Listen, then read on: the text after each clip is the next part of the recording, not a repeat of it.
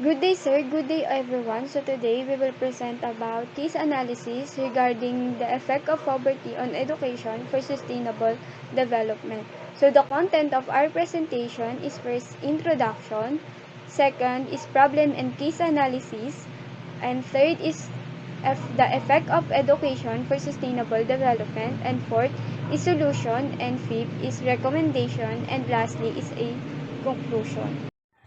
Good day everyone, my name is Algin Meiji Kalansak and I am going to present our case analysis introduction about the effect of poverty on education for sustainable development.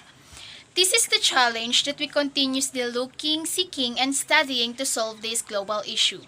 According to United Nations, poverty continues to be the greatest challenge in our time.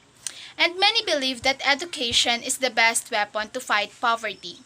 Otherwise, Olivia Giovetti stated that it is evident that poverty is one of the factors that refrains many people to access education. Thus, this study is gathered to see the effect of poverty on education for sustainable development and identify challenges and provide solution and recommendation to solve this global problem that the whole world experience and achieve the sustainable development in the economy. May I call the presence of Miss Katrina? Thank you. My name is Maria Katrina Sisendania. Poverty is one of the critical global issues. Poverty is about not having enough money to meet basic needs, including food, clothing, and shelter. However, poverty is more than just not having enough money. So, alam naman po natin na ang poverty is one of the critical global issues sa atin dahil po sobrang dami pong may hirap sa atin, lalo na po naapektuhan ng kanilang edukasyon. May mga hindi po nakakapag-aral dahil nga po sa kakulangan sa pera, tapos po hindi po sila makapaghanap ng trabaho kasi dahil na din po sa kung ano lang po kasi yung natapos nila sa pera, tapos po hindi po sila makapaghanap ng trabaho kasi dahil na din po sa kung ano lang po kasi yung natapos nila sa pag-aaral. Sobrang hirap po, lalo na kung elementary lang po, kung ano-ano lang po yung tapos maliit lang po yung kikitain. Alam naman po natin na sobrang hirap kumita ng pera ngayon. The next one is global and Asia poverty rate. According to the World Bank, more than 320 million people in Asia live in extreme poverty, which means hundreds of millions of people living on less than $1.90 a day. The standard economic definition of poverty, pag-aaral nila, kung halimbawa po elementary lang, minsan po hindi po sila tinatanggap sa mga ibang company like sa mga concentrics po. Alam naman po natin na sobrang taas po ng standard ng mga company like concentrics po. Sobrang taas po ng standard nila. Kailangan po ay tapos po kayo ng college, marunong po kayo mag-English, ganun po. Nahihirapan po silang maghanap ng trabaho, kaya po mas pinipili po nila kung saan po sila applicable na tapos kung saan po sila applicable, dun po yung maliit lang po yung sahod. So hindi po nila na natutustusan yung mga pangangailangan ng mga anak nila. Kaya po, din po pumapasok yung nagtatrabaho din po yung anak nila para po makatulong sa pamilya nila. Kaya po minsan napagkasabay po ng kanilang anak yung pag-aaral at pagtatrabaho. Kaya po sobrang hirap po kapag working student ka Kasi kailangan mo po ma-manage yung time mo sa pag-aaral at sa pagtatrabaho. Kaya po, minsan po, may bumabagsak kasi nga po, hindi po sila makapag-focus sa pag-aaral nila kasi po, mas iniisip po nila yung yung kakainin nila. Hindi po naman po sila makakapag-isip kung wala pa silang kakainin. Hindi po magpa-function yung brain natin. So, yun lang po. Thank you. Kaya po minsan, napagsasabay po ng kanilang anak yung pag-aaral at pagtatrabaho. Kaya po, sobrang hirap po kapag working student ka. Kasi kailangan mo po ma-manage yung time mo sa pag-aaral at sa pagtatrabaho. Kaya po, minsan po, may bumabagsak. Kasi nga po, hindi po sila makapag-focus sa pag-aaral nila kasi po, mas iniisip po nila yung kakainin nila.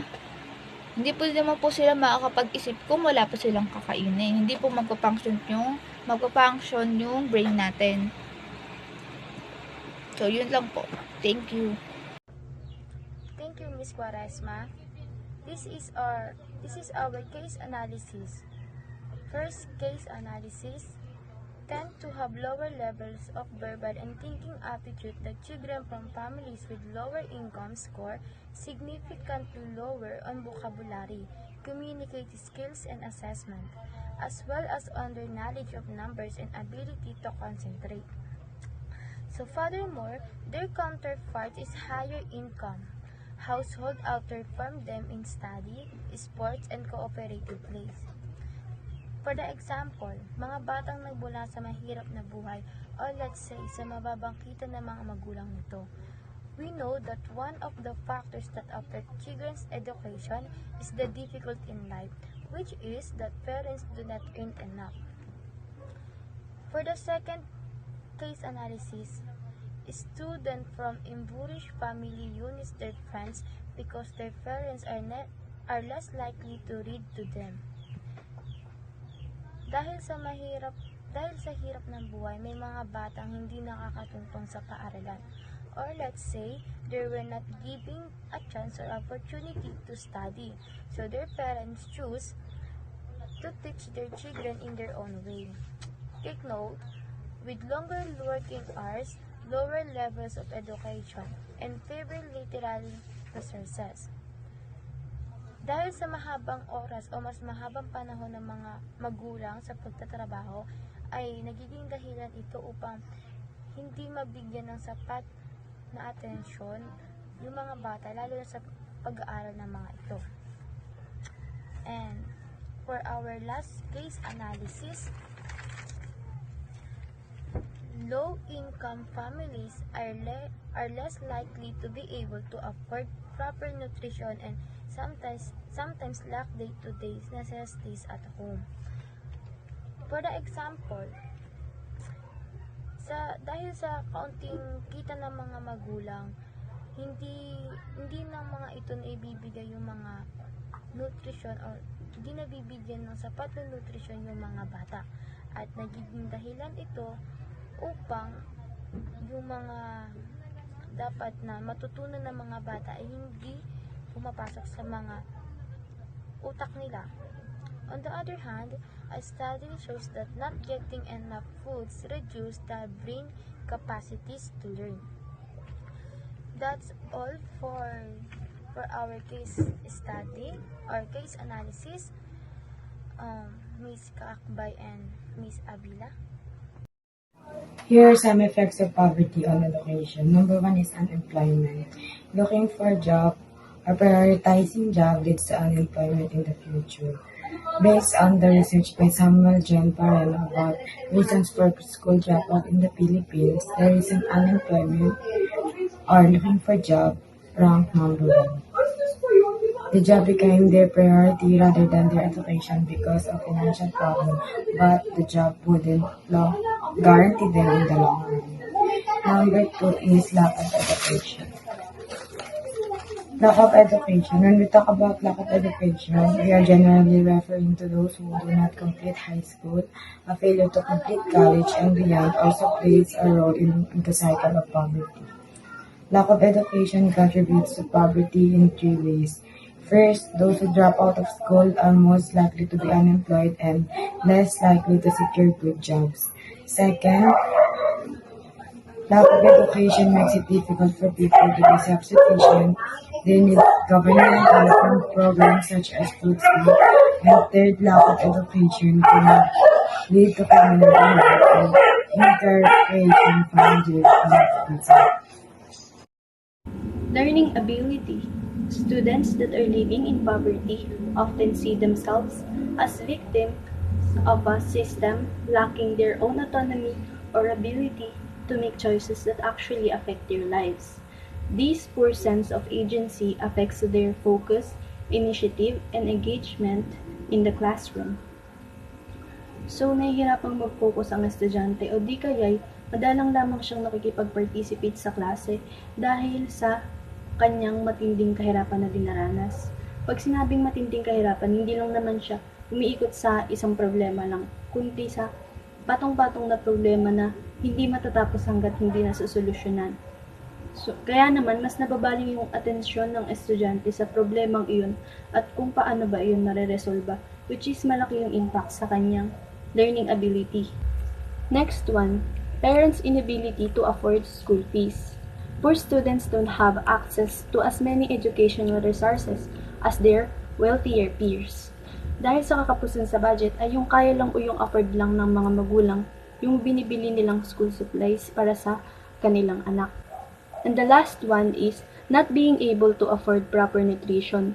It causes malnourishment that affects a student's cognitive abilities and brain development, which results in a lack of focus and concentration in the classroom.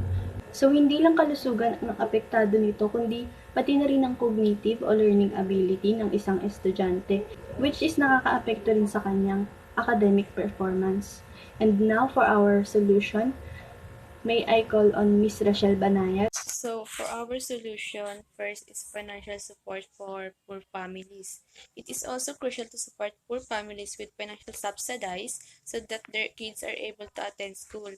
This is quite important to fight off lack of education since poverty is a main cause why children are not able to go to school. So, create a law to support children who cannot afford their education, provide adequate support to deserving children with real poverty and financial need, and children who are persistent and want to graduate, and create a program that will legislate the provision of support to poor children who want to go to school and be given a good education.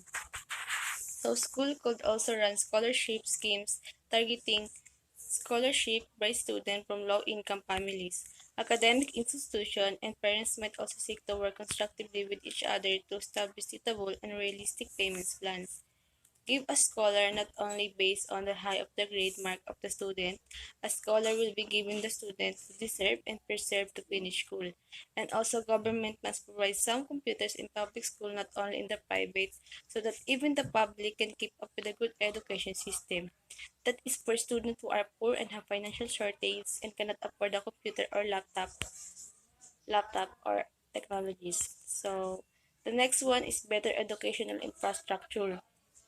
So first is government and municipalities should try to provide better educational infrastructure so that it's easier for the local population to attend school. This means that it has to be assured that the next school is not many miles away but rather within walking distance so that also children of poor families who don't own a car can attend school on regular basis. Moreover, building an online course infrastructure may be another great way to improve the overall education levels of the general public. This solution includes creating a program where you can distribute or give to schools in need of nutrition, provide feeding food boxes to solve the lack of nutrition of poor children so that children vitality and nutrition can return to knowledge. Distribute to schools that need adequate nutrition in the body and to help malnourished children in our country. Feeding programs can provide cost-effective nutrition interventions as well as opportunity to practice healthy eating habits and food safety. So the last one is increased access to education. So increased access to education can contribute to reducing poverty.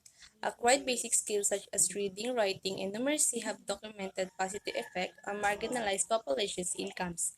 It increases the rate of return on the economy. A newly published paper by UNESCO shows that education is critical to escape chronic poverty and to prevent the transmission of poverty between generations. The rate of return is higher in low-income countries than in high-income countries. Primary education has a higher rate of return than secondary education. Education also enables those in paid formal employment to earn higher wages. 1 year of education is associated with a 10% increase in wages. It is therefore important to invest in education that provides children and youth with relevant theoretical and practical skills. So that is for our solution. So now I just want to call the second analyzer, Ms. Annie Municordama, for the recommendation. So, for our recommendation is government must provide many scholarship and allocate fund here, particularly to the poor who cannot afford their college education due to the expenses. So many students will work to pay school fees and other daily expenses. Working students must sacrifice some of their study time to pay off their dues.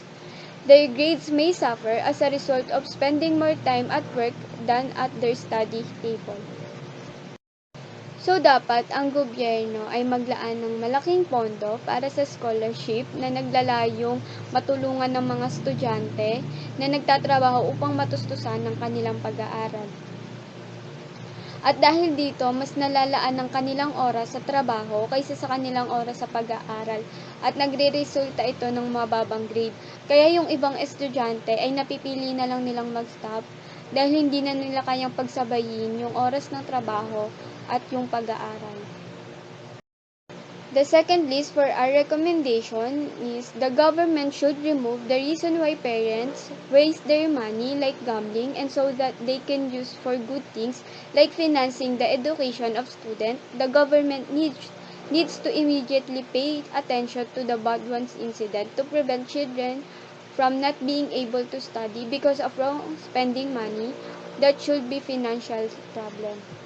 Pangalawang recommendation po namin ay dapat ang gobyerno inaalis ang lahat ng klase ng sugal na dahilan ng pagkaubos ng kanilang mga pera at ituon na lang ito sa My name is Menchi Banate and continue our recommendation.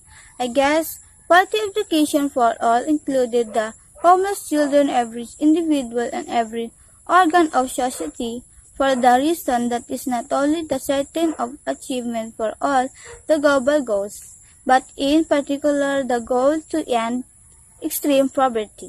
Therefore, the government should not just the only one can take an action on this socio-economic issue because everyone can help to resolve this matter. Ang magkaroon ng quality na edukasyon para sa lahat na kasama ang mga kabataang lansangan, mga mahirap sa buhay na di makapag-aral. And next, the global government should give a simple business and knowledge about it can grow. The business the poor will start so that it can also remain the become reproductive. The business that government will give to every poor person in a province or town that help our society to develop and prevent the span of poverty in education. Through the business that the government will give to the poor people. Ang government ay magbigay ng simpleng business na pwede nilang pagkakitaan at magbigay ng kaalaman patungkol dito. Kung paano ito lalago, ibigay ito sa mga mahirap na tao upang ma-prevent ang lumalagong problema sa kahirapan. And I want to call Annie Condova for conclusion. We all know nowadays, as a people know, that poverty refers to the one of the biggest issue in the world so far. Many countries around the world still suffer from it and have difficult times to get rid of it. The phenomenon of poverty is an important phenomenon hard to identify and is destroy some countries in certain aspects. And this issue can cause other problems for all economic and political aspects poverty has a great effect on education because other students are forced to go to work because their parents cannot afford their educations. Others has been abandoned by their parents because in poverty. Because of poverty, many children are neglect and can't longer go to school, and others are children who should be go to school but they are only able to beg because they are not their parents can educate and take care of them because of the hardship of life. Based on this case analysis, poverty has an effect on education for sustainable development of country like unemployment. Lack of education is the one of main reason why Filipinos are unemployed. Lack of knowledge, experience, and courage are the result of lack education can access to quality education. Basic human right meaning every child has right to educate but in view of the fact that there is a poverty. A child may not be able to attain quality education. The second most common reason for student is high cost of education. And employment, looking for job, in this case analysis, provide a solution that can possibly help the problems about the effect of poverty on education for sustainable development. There are three solutions indicated in this case analysis that can help to solve the problem. In this case analysis also provide a recommendation to support the solution to the problem, which are the main goal of provided recommendation is to help to solve the effect of poverty on education for sustainable development. So that's all for our presentation of case analysis regarding the effect of poverty on education for sustainable development. So this our member for case analysis. Introduction, Ajin Kalunsag. Problem and case analysis, Maiko Carillo and Katrina Quaresma. And effect on education for sustainable development, Tricia Kaakbay and Alisa Ann Avila. Recommendation, Anemone Cordova and Menchi Lanuza Banete. Conclusion, Anemone Cordova.